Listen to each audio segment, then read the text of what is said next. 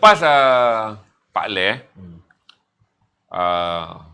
cerita ni berkait je tuan-tuan sebab kita akan ada pula orang yang mencari orang yang macam Pak Leh, iaitu anggota polis yang selama hidupnya kerjanya adalah menembak mati penjenayah. Ini kita pergi pula kepada tuan. Dia terbalik sikit. Dalam sepanjang saya menjadi wartawan jenayah bang, saya akan ingat nama ni sampai bila-bila. Nama dia adalah Allahyarham Tuan Bahadun bin Baharum, bekas pegawai terus jenayah berat Kuala Lumpur, yang juga dikenali sebagai Malaikat Maut. Nama tu saya akan ingat. Signifikannya, yang best je, ironi lah. Orang kata ironinya, saya masa jadi wartawan, saya tak pernah dengan dia. Sebab dia era 80-an bang, 90-an. Saya pun duk belajar lagi. Tapi nama tu saya dah tahu. Saya sebelum saya masuk jadi wartawan, saya dah tahu nama dia.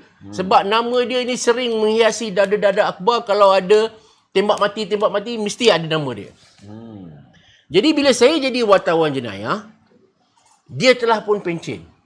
Dan dia menjadi pengurus keselamatan di Mid Valley. Jadi antara impian saya ketika saya jadi wartawan jenayah, saya kata satu hari saya nak jumpa Malaikat Maut ni. Yang orang panggil Malaikat Maut ni, orang panggil Malaikat Maut ni.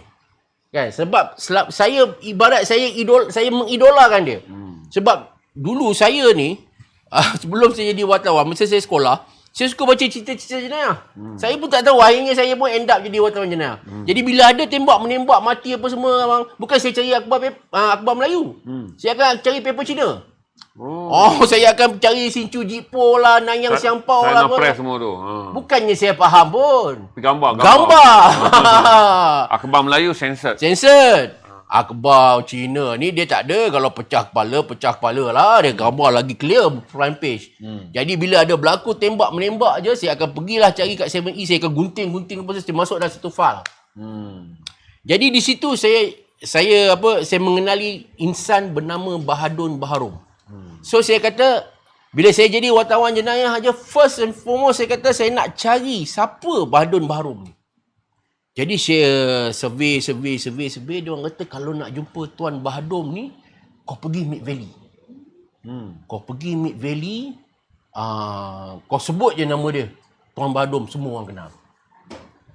Nak dijadikan cerita, sebelum sempat saya nak menumur ramah arwah ni, berlaku satu kejadian rompakan besar-besaran oleh geng M16 di Mid Valley.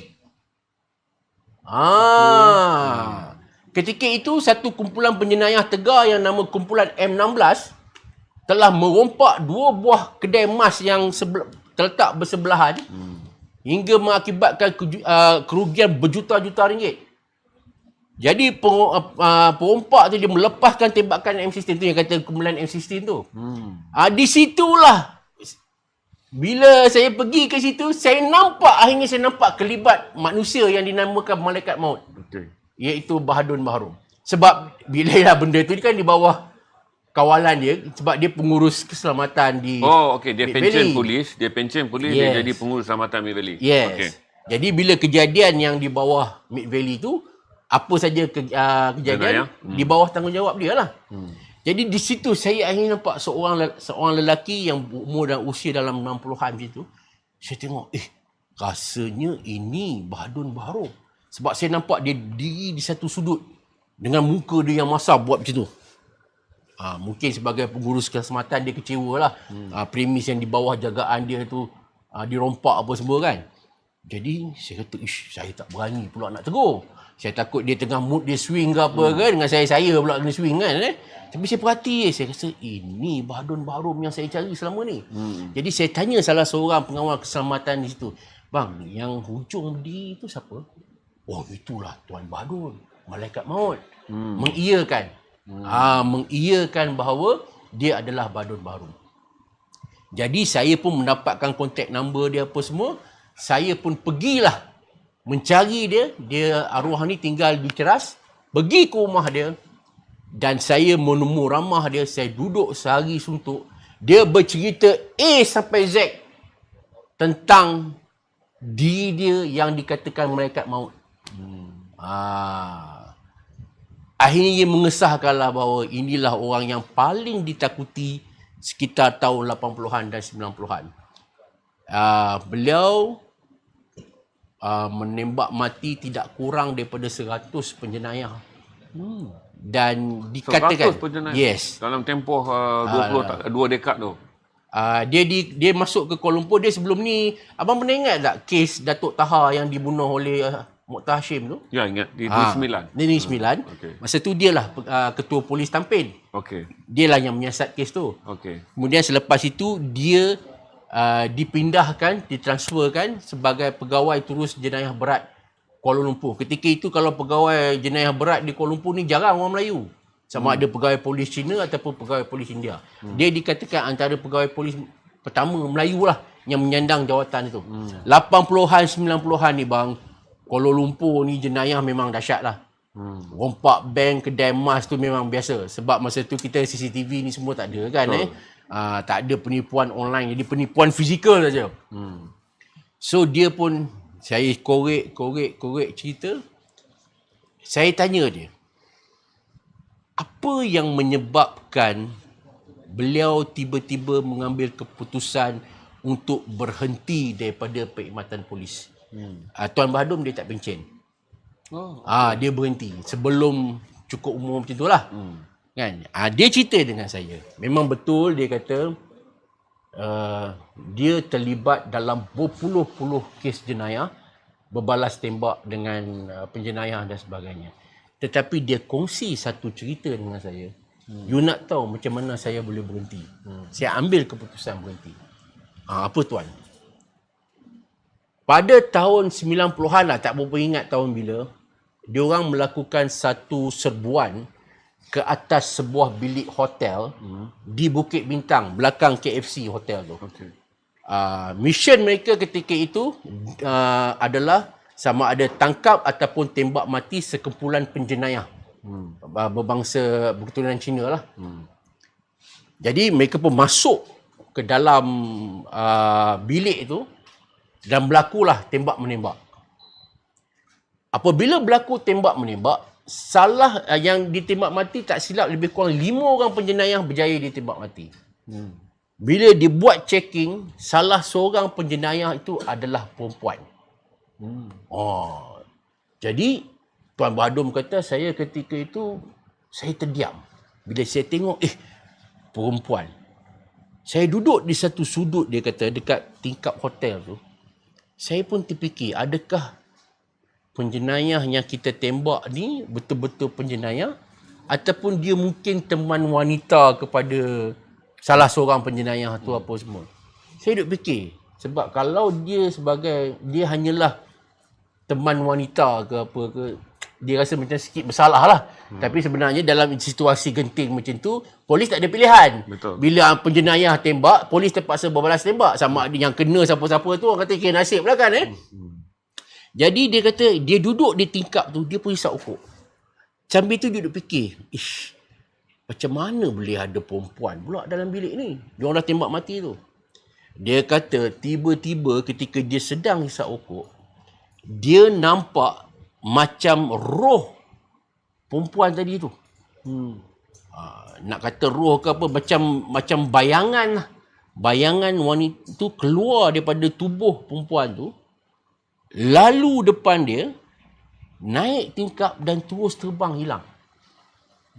Sesuatu yang tak pernah berlaku dalam sejarah dia jadi pegawai siasatan jenayah berat ni.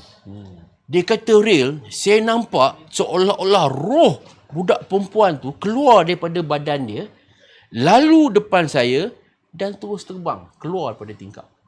Sedangkan saya ni dah terlibat dalam peristiwa berbalas tembak ni, tak boleh kira lah. Saya sendiri pun boleh agak je, 100 orang ke apa ke. Ada budak-budak saya kata, tuan tembak lebih daripada tu. Jadi saya pun tak dapat nak agak. Sebab bagi saya itu bukan satu, angka tu bukan satu yang nak dibanggakan. Bunuh orang, real.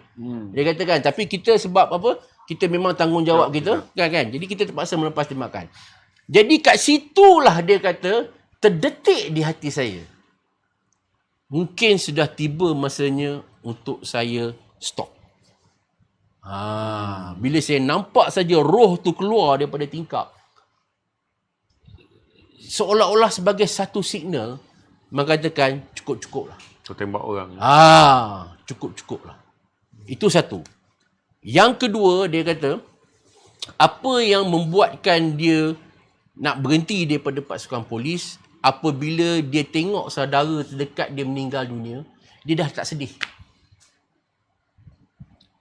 Dia dah tak ada perasaan sedih, hiba, perasaan yang normal bagi seorang manusia yang kehilangan orang tersayang. Sebab dia dah banyak tengok orang mati, Yes. jadi dia dah kalis. Dia dah kalis dah. Ketika itu dia tertanya, pasal apa aku tak sedih? Sampai to that extent lah. Kan, jadi dia kata, kes last yang dia involve secara direct adalah Kalimutu lah. Pi Kalimutu Penjenayah Tegar tu. Okay. Dia antara pegawai yang terlibat lah dalam operasi tu. Dan akhirnya selepas kes tu, dia pun merasakan sudah tiba masanya untuk dia stop. Dia pun berhentilah daripada pasukan polis. Tetapi yang sedihnya sikit, beliau berhenti dengan pangkat DSP saja. DSP ni walaupun kategori pegawai kanan, tetapi agak rendah lah ranking tu berbanding dengan jasa-jasa dia tu. Okey. Dia terlibat dalam penyiasatan kes Datuk Taha yang dibunuh oleh arwah Mokhtar Hashim. Dia terlibat dalam berpuluh-puluh kes jenayah Tegar, tembak mati beratus penjenayah apa semua. Dan at one time pernah keluarga dia pun penjenayah pergi nak colik apa semua. Tapi pengakhiran dia hanya dapat DSP saja. Kalau yang Syarif faham dalam pangkat polis sepatutnya adalah apa? Dia very subjektif lah kan tapi saya paling tidak pun at least superintendent ke. DSP lagi rendah. Lagi DSP ni atas sikit daripada ASP. ASP DSP maknanya. Okey, kalau fully ni adalah superintendent lah pasal dia peti dia mula-mula inspektor. Yang tu yang selalu keluar pelapor tu inspektor. Kemudian chief inspector. Chief inspector 3 paku. Kemudian ada satu naik pula assistant superintendent, 3 paku juga, tapi dia ada lain lah dekat Kuala Dok dia ni. Kemudian DSP, daripada assistant superintendent pergi ke DSP. Deputy superintendent. Terhenti dekat tu je. Sangat rendah. Yes. Pasal superintendent polis dah bawa jadi OCPD lah.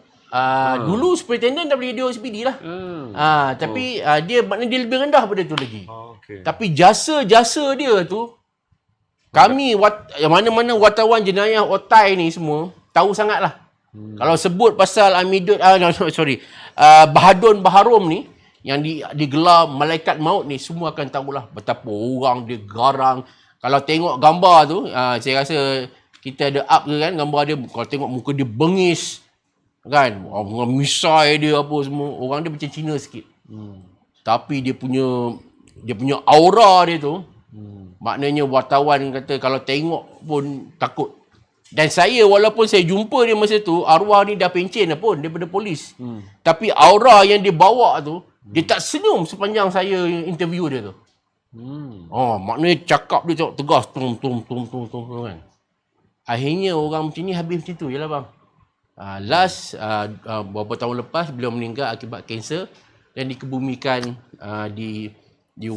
tak jauh pada rumah dia. Masa tu tak adalah pun adat istiadat ke apa. Habis macam tu je lah. Tetapi nama dia nama besar. Tapi tak ramai orang tahu lah.